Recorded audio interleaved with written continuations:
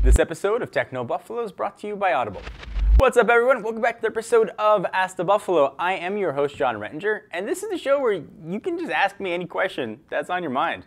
Anything. Like, what did you have for breakfast? I'll answer it. I've answered weirder questions. Usually, though, it's stuff about to do with technology and sometimes a little bit outside. We got a lot of stuff to talk about. Talk a lot about what phones to get. We're going to talk about the equipment we use here in the office and what goes into making our videos and how our scheduling kind of looks. So a little bit behind the scenes and then some tech stuff. This is Ask the Buffalo. Let's just start asking.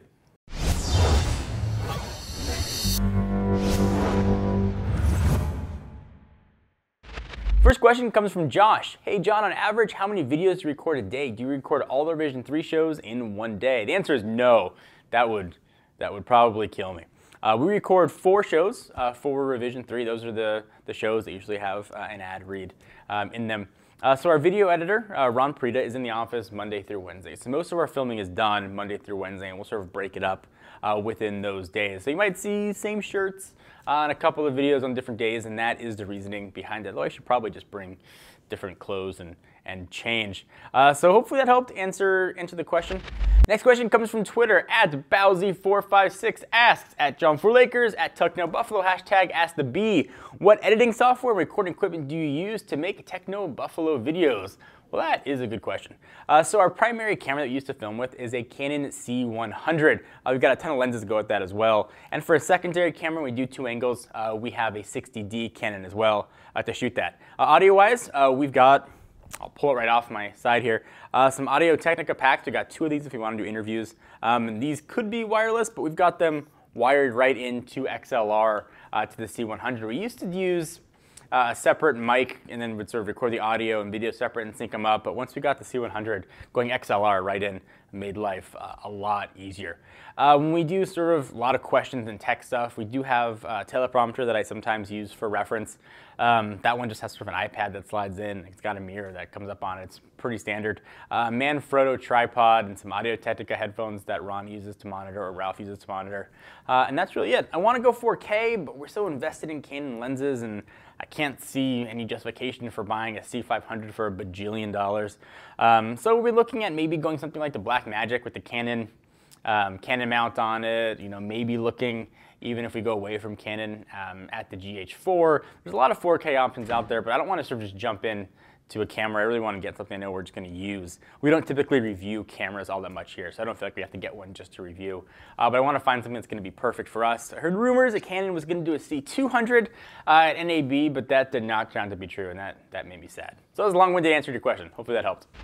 Next question comes from Twitter, at WestMLG asked, at John4Lakers, do you expect to have many different types of iPhone 6 to come out, like a bigger screen or something like the 5C? Here's what I expect, sir.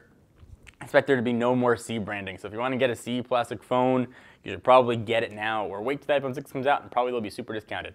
I think we're going to see one iPhone 6 announced and available within a couple weeks, and that'll be a 4.7-inch screen, up 0.7 inches from the 4 inches we have right now, with a super retina display, whatever that's going to translate to, and sort of that new design language that we've seen. I think we're also going to see announced, not released till later in the year, a larger screen sort of iPhone phablet. Maybe they'll call it an iPhone Pro. Perhaps the new iPhone 6 will be the iPhone Air. That's going to be 5.5 inches. Certainly Apple's been experimenting with that size. We've seen sort of models that have come out, schematics even, and leaked parts. That does not mean it's going to actually be released.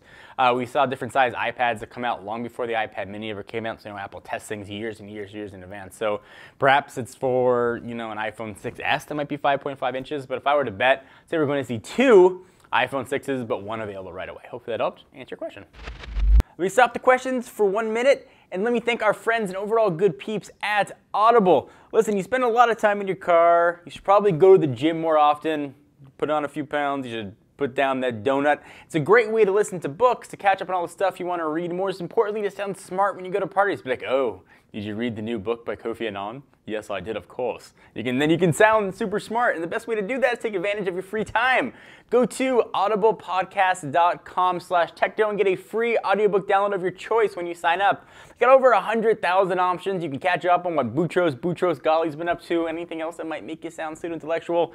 They're going to have you covered. And also, if you want to get into some romance books, I'm looking at you, I'm not judging. You've got that option as well. Catch up on the latest mystery or fiction. They've got everything right there. And of course, all of some of the new releases and the top 100 books that are available. Almost all of them are available on Audible. So check them out.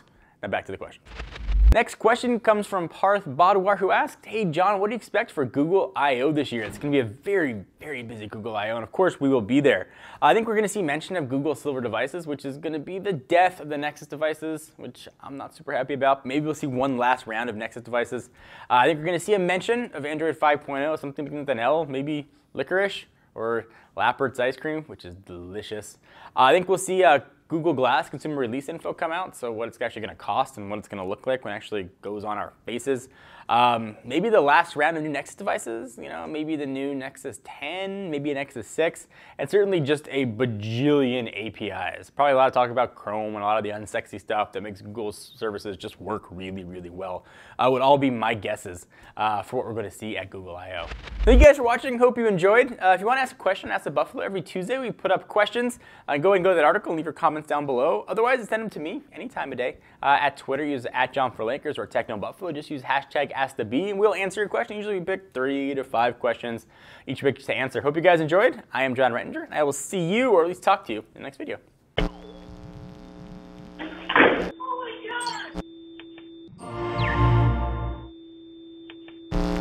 What's up, everyone? Thank you for watching that video. If you want to see more of the latest and greatest tech news, you can subscribe to our main Techno Buffalo channel by clicking the button right down below in my pants region, or click on the buttons to your right to see more videos.